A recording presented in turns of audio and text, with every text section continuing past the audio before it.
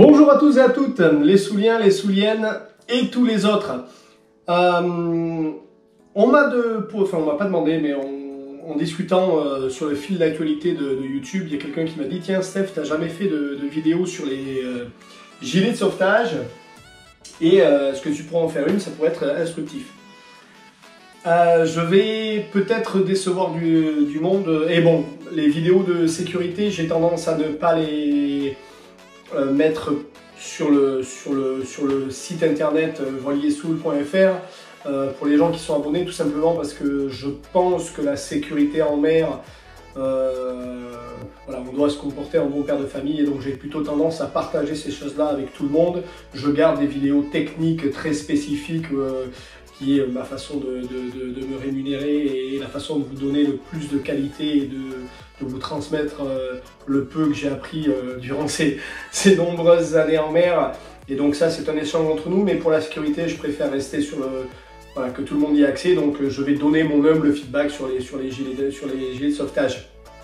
Pour tous ceux qui ne sont pas abonnés aux vidéos techniques, n'hésitez pas à le faire. Elles sont toujours en ligne. Vous en avez un abonnement annuel en vue illimitée pour un certain prix. Les gilets de sauvetage.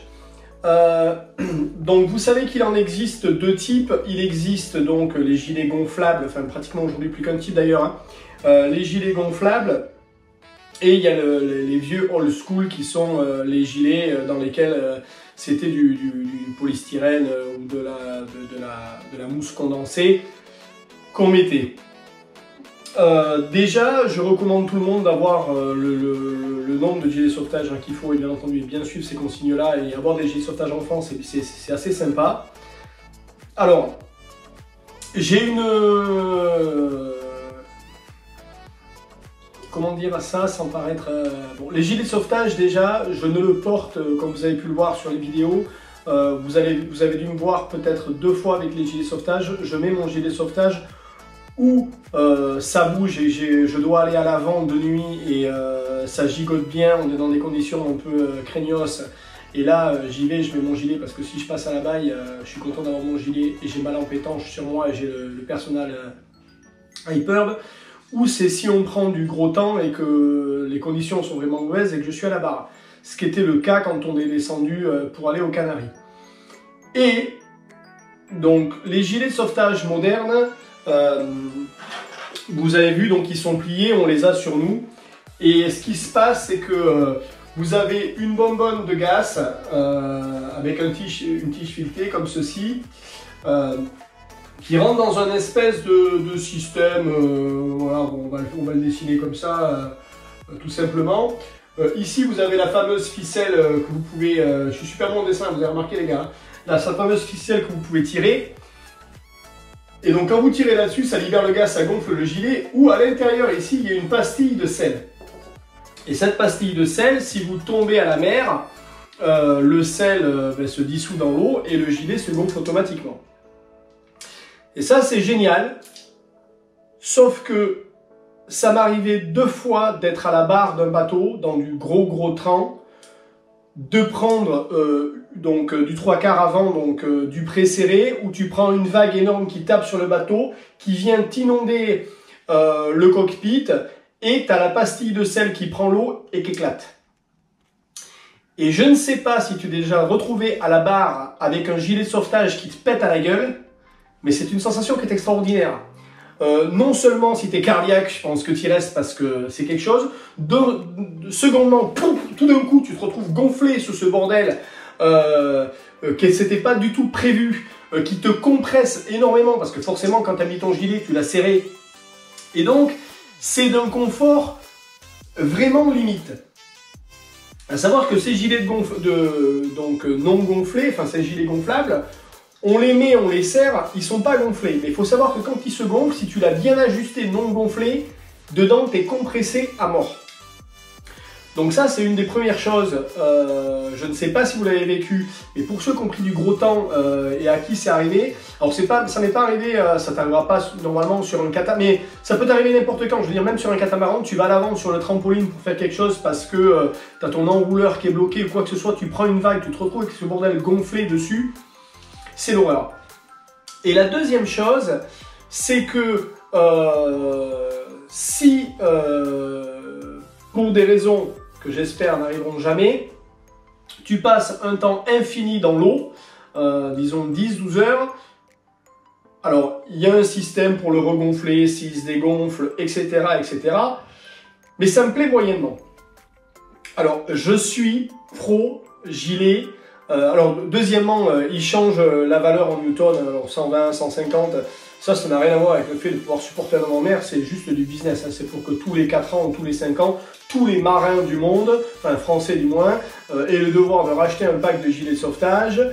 Et ça fait avancer le business, parce que sinon, ton gilet de sauvetage, tu l'as vitam aeternam.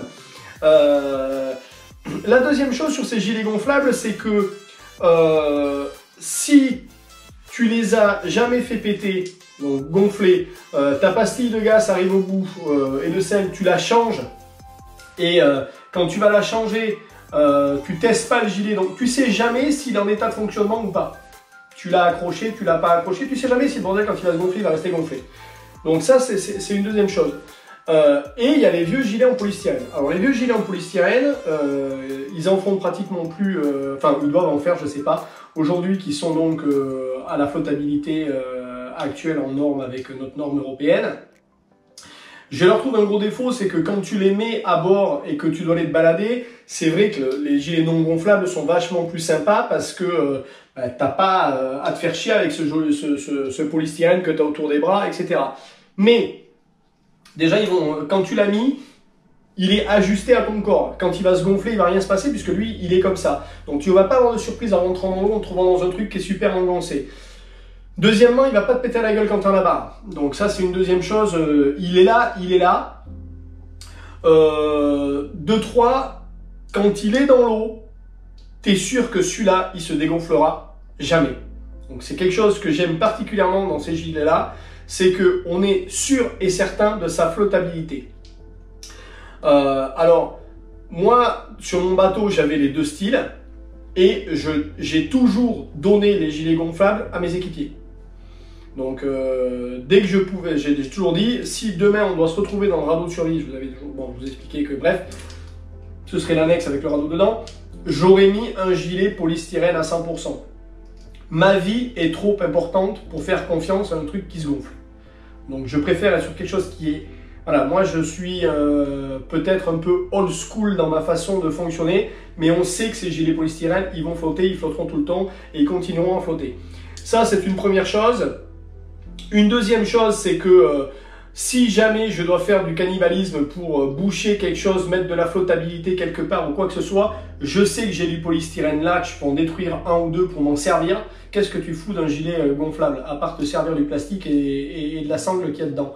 Donc c'est du matos dont je peux me servir pour faire de la réparation à bord du bateau, je ne sais pas, un trou, un truc à boucher, il faut mettre du polystyrène dedans.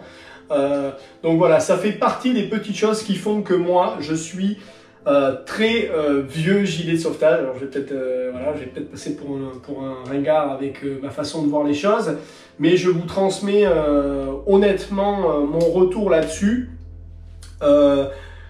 Deux choses que je vais dire en plus, les avoir toujours à portée de main, les gilets de sauvetage, ça se range pas. J'ai toujours fait, comme vous le savez, des briefings à toutes les personnes qui sont venues à bord et tout le monde savait où avait son gilet. Dans les bateaux, il y a de la place, on en met 2 par cabine, comme ça tout le monde sait où il l'a dans sa cabine. Mais sinon, j'aime bien les avoir dans les coffres, dans les cockpits à l'extérieur, puisque là, on les a à la main quand on est en mer et si ça monte, on les met. J'ai un double système de clips, donc vous savez, vous clippez d'un côté, vous avez le deuxième clip, vous avancez, vous mettez là, vous clippez, vous déclippez. C'est un peu chiant, vraiment, quand tu vas vers l'avant, vaut mieux être sur ta ligne de vie et avancer avec. Mais quand tu viens en pied de main, c'est vrai que c'est assez sympathique de pouvoir se clipper sur quelque chose et de garder le deuxième sur la ligne de vie au cas où il arriverait quelque chose. Donc voilà, c'était mon retour sur les gilets de sauvetage. Vous voyez, c'est pas très long. Mais voilà, après les nouveaux gilets modernes sont géniaux, ils ont des systèmes pour pas qu'on puisse avoir la tête sous l'eau, toutes ces choses là, mais bon, c'est jamais quand même un truc qui se gonfle et je suis pas voilà, je suis pas trop pour ça. On sait jamais ce qui va se passer au moment où tu vas devoir partir à l'eau avec ton gilet, ton radeau ou quoi que ce soit, qui ne s'est jamais mis un pet sur un bateau au pied, à la main, griffé avec un bout de haubans ou quoi que ce soit, tu vois, tu as un mât qui pète, un bout d'hauban qui traîne, tu perces le gilet, tu as que ça à bord, tu fais quoi? Tu cours, tu descends bas, t'en mets un autre, bref. Voilà. Sur un bateau, il y a vraiment de quoi s'accrocher un petit peu partout. Surtout quand on est dans du gros temps, qu'il y a des intempéries et qu'on commence à péter le berceau arrière, il y a des bouts de panneaux solaires partout. Enfin, on ne sait pas, hein, quand on les utilise, c'est vraiment quand on est dans la mouise. Et quand on est vraiment dans la mouise, je pense qu'il vaut mieux ne pas avoir quelque chose qui a la possibilité de se crever hyper facilement. Voilà, j'espère que cette vidéo vous a plu. Si c'est le cas, n'hésitez pas surtout à laisser un commentaire, c'est des sujets qui sont intéressants, les gilets de sauvetage. Je vous encourage vraiment à vous abonner à ces vidéos techniques. Vous voyez, je couvre les sujets au fur et à mesure et quand il en manque, je continuerai à en mettre parce que je pense qu'il est très important pour chacun d'entre nous que lorsqu'on va en mer, on y soit avec la plus grosse caisse à outils. Et là, je pense, je parle en termes de savoir et de partage, plutôt que d'y aller avec une clé à molette, parce que la clé à molette c'est bien, mais voilà, ça bouge pas les trous dans la coque. Et voilà, cette caisse à outils là, c'est celle que je partage avec vous. Je sais que beaucoup sont revenus en me disant Steph, tu as fait un abonnement à l'année, c'est plus difficile qu'un abonnement mensuel. C'est mon choix au jour d'aujourd'hui, je n'ai pas forcément à le justifier. Je comprends que pour certains ça puisse être un budget, mais quelque part c'est moins cher que c'était dit que 10 € par mois, donc c'est moins cher que ça peut être pas... Voilà. L'idée derrière, si je devais donner une idée, c'est que j'ai beaucoup de monde qui prenait le forfait à 10 €, se bouffer les vidéos en 3 semaines et les regarder. Ce qui me gêne pas, je m'en fiche, c'est pas l'histoire des...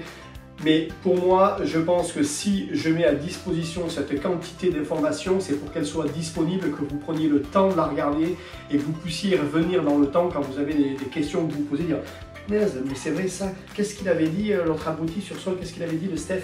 Et là, on y va, là, vous avez accès à l'année, vous n'avez pas à vous demander si vous allez payer, pas payer, reprendre un abonnement. Vous pouvez y aller, c'est là, et ça vous permet de prendre des notes. Et je pense qu'il faut du temps pour ingurgiter, voilà, il y a 60 ou 70 heures de vidéo maintenant. Tu t'en manges pas 10 dans la matinée, c'est pas vrai. Tout ça pour économiser 10 balles, c'est de la connerie. Donc je prévalue la qualité dans tout ce que je fais plutôt qu'autre chose. Et là, l'idée, c'est que vous ayez ça, que ce soit une base de données qui vous soit accessible, que vous y ayez accès 24 heures sur 24 pendant un an, que vous puissiez vous faire un book et que vous puissiez avoir ces outils-là, cette caisse outils-là. Il faut absolument que vous la remplissiez de choses. Et je pense que j'ai essayé de mettre des choses dedans et on va continuer à en mettre. Voilà, c'était mon explication. Je ne vous embête pas plus. Je vous souhaite à tous une bonne semaine et je vous dis à la prochaine. Ça ressemble à un truc presque... bref. Et je vous dis à la semaine prochaine pour une autre vidéo. Merci. Ciao, ciao.